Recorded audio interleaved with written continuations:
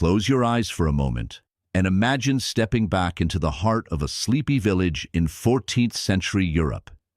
The air is cool and a little damp, carrying the gentle scent of rain-soaked thatch and distant wood smoke. Picture narrow cobblestone streets, glistening in the faint glow of oil lamps swinging from wooden posts. It's a world before electricity, a world hushed by the softness of night, where the only light comes from cozy hearths and flickering candles glowing warmly through tiny windows. There's a quietness to life in these times. Days revolve around simple tasks, tending gardens, stitching clothes by firelight, and drawing water from a moss-covered well. Children whisper bedtime stories about fairies and forest spirits, and in every corner of the village, an unhurried rhythm holds everything together. You can almost hear the distant lowing of cows, or the gentle creak of wooden doors as they close for the evening. Yet, into this sleepy landscape, a troubling shadow began to spread, a sickness that would come to be known as the Black Plague. Rumors had already begun to travel along the roads. Villagers paused their work to listen to hushed tales carried by merchants and wanderers, stories of entire towns becoming eerily quiet, of long journeys that ended too soon. Fear moved slowly, like a mist at the edge of the forest, but most people hoped it might pass them by. And as they hoped, they continued their routines, gathering by the fire for supper, sharing gentle stories in the fading light, and blowing out their candles one by one before tucking into straw mattresses. Night would draw its peaceful curtain over the rooftops, as it had for countless years, keeping them safe and warm in its embrace.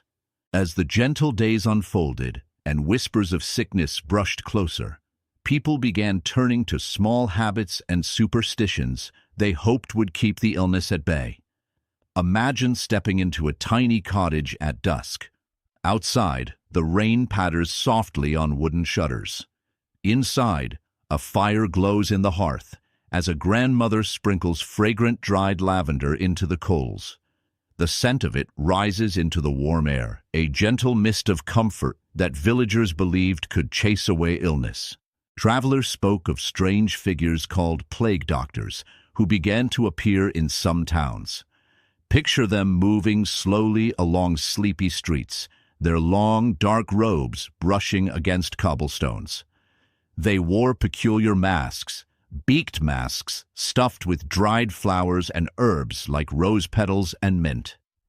The idea was that these gentle scents would purify the air around them and protect them as they visited the sick.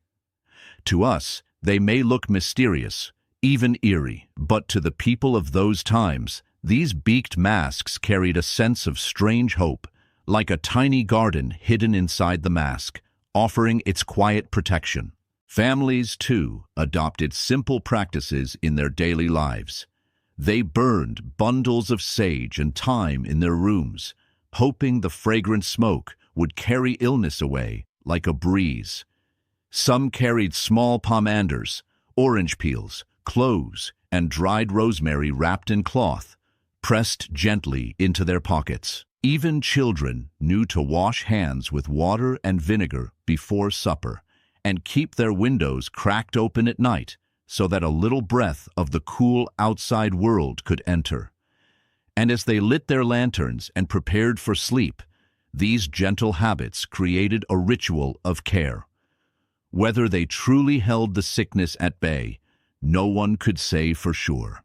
But they gave people something to do, a way to wrap themselves and their loved ones in small, hopeful gestures. The warm fragrance of herbs, the crackle of a tidy fire, and the softness of familiar routines were like lullabies whispered against the unknown.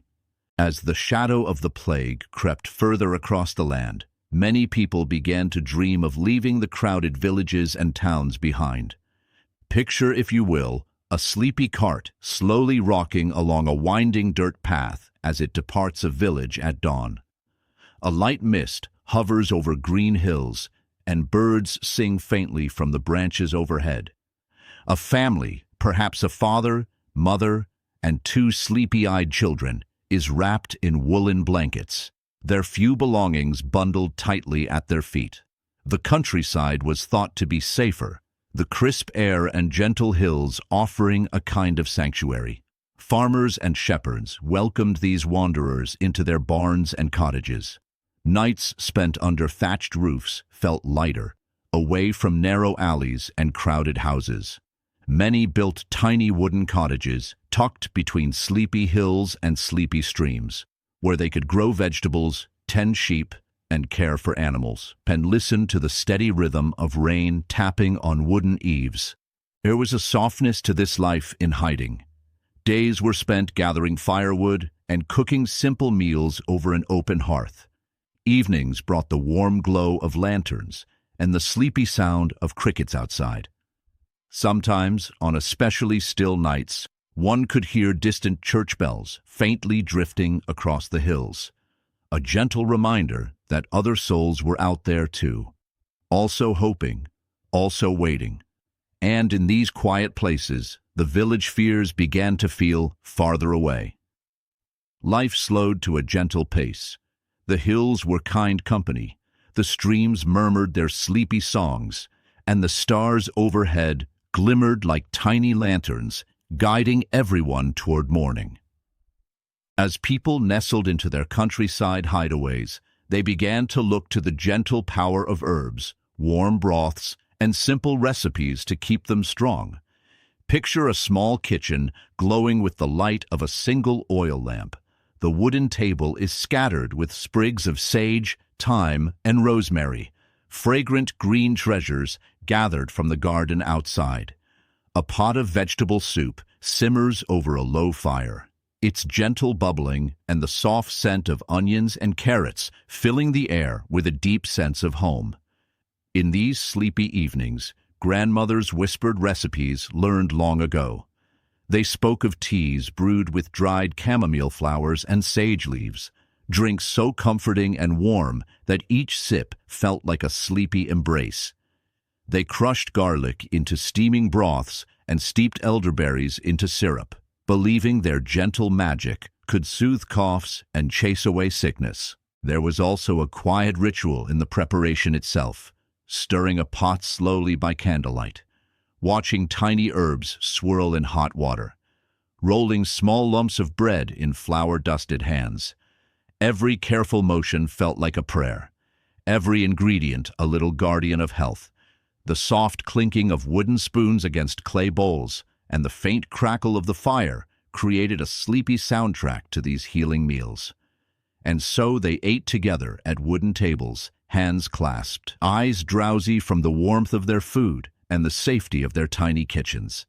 The sleepy hush of the countryside wrapped them like a thick woolen blanket, full of scent, softness, and the gentle promise that they were cared for. As the gentle hills outside grew dark and the sleepy silence of night settled in, rest became one of the most treasured medicines of all. Picture a small wooden house tucked beneath an old oak tree. Inside, someone lies on a straw mattress piled high with blankets. The gentle rhythm of their breathing matches the soft rustle of wind outside, and a single candle flickers on a table nearby. In these times, people knew the deep value of slowing down. They spent long, drowsy evenings mending clothes by firelight, humming low tunes, and watching the embers glow. Sleep was never hurried. It was a ritual, a peaceful surrender to the dark. The simplest thing, like a worn stone placed under the blankets, or a sleepy cat curled up at one's feet, could make all the difference in drifting off into dreamland. Those who were sick were often tucked into bed early. Loved ones whispered prayers over them, dampened their brows with cool water, and kept the house hushed. Every small sound, the clink of a wooden cup on the table, the creak of floorboards, was gentle and careful. Night was a sanctuary, and slumber was a tender gift they gave to one another.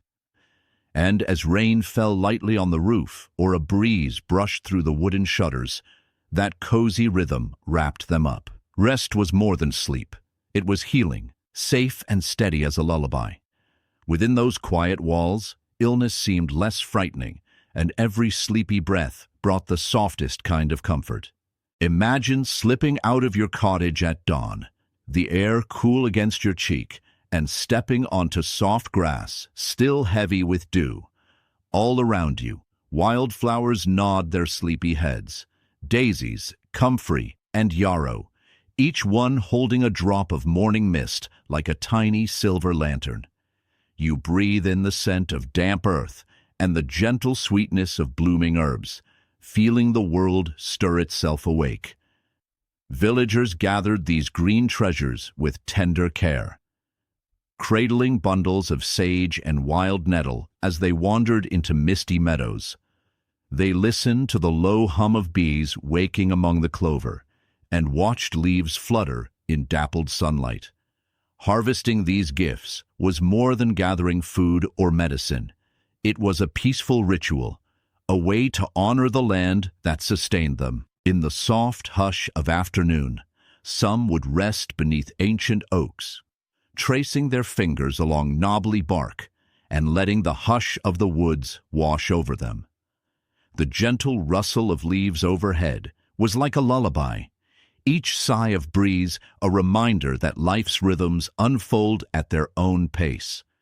Even the smallest creatures, hovering dragonflies or bright-eyed mice, felt like friends in this green sanctuary. At dusk, they returned with baskets brimful of herbs, their hands scented of lavender and mint. Those treasures would become teas, poultices, or just simple reminders that nature's quiet strength could soothe weary bodies and soothe worried minds. And as the sky deepened into twilight, the last glow of sunlight would mingle with the memory of that peaceful day, carrying a promise that even in hardship, the land remained a steadfast companion. As twilight drapes its gentle cloak over the hills, imagine the villagers gathering beneath a centuries-old oak, its broad branches whispering in the soft breeze. The air is cool and still, carrying the scent of earth and fading wildflowers.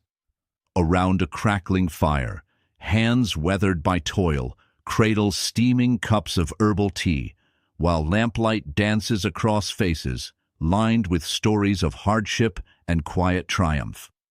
In those hushed moments, elders shared gentle lessons. They spoke of patience learned through long winters when snow lay heavy on rooftops, and of hope found in the faintest green shoots that broke through fine ground each spring. Picture a grandmother's voice, soft yet steady, as she tells of waiting through days of sickness and fear, only to see children's laughter echo once more through the village lanes. They remembered how every small act of kindness, sharing a loaf of bread, offering cover from rain, mending a neighbor's cloak, wove invisible threads of resilience. You can almost feel the warmth spread in your chest as one friend lifts another's weary spirits with a few quiet words. And though nights were long and shadows deep, the knowledge that they faced the darkness together made each dawn all the more precious. As sleep's gentle arms unfurl, carry with you this quiet strength, that patience is not idle waiting, but a steady, hopeful heartbeat, and that even in the heaviest sorrow, community and care can kindle a light that never truly fades. As the final glow of twilight fades, imagine the village stirring awake to a new dawn. Smoke curls lazily from stone chimneys, and dew clings like tiny diamonds to thatched roofs. Birds trill their morning songs, and the scent of fresh bread baking drifts along narrow lanes. After weeks of quiet struggle, the hush of fear begins to lift, replaced by soft murmurs of hope carried on gentle breezes. Families emerge from their cozy cottages, stretching limbs warmed by blankets and deep sleep. Children chase sunbeams dancing on garden walls, their laughter echoing like bells through the mist. In the fields, farmers till the soil once more, hearing the steady rhythm of plowshares uncovering rich earth that promises new growth. Each furrow turned is a promise of tomorrow, a loaf of bread, a pot of stew, a day unburdened by shadows. Elders gather at the old well, dipping buckets of cool water that glint in morning light. They exchange quiet smiles and nods, recognizing the simple miracle of another sunrise. Tiny sprouts of green push through softened ground, young shoots of wheat, clover, and healing herbs. These tender plants, like the villagers themselves, rise again after hardship, fed by patience and gentle care. As lanterns give way to sunlight, the village pulses with a calm, steady life. Doors open wide to fresh air. Friends share bowls of hearty porridge laced with honey and milky tea steeped with mint. Every shared meal, every warm greeting, reminds them that they are not alone, that community and kindness endure far beyond any storm. Now, as you tuck yourself beneath soft blankets, carry this tranquil scene in your heart. Let the memory of sunlit fields and murmuring streams guide you into dreamland. Rest easy, knowing that even after the darkest trials, morning's light will always return, bringing with it gentle hope, whispered prayers, and peaceful tomorrows. Sweet dreams.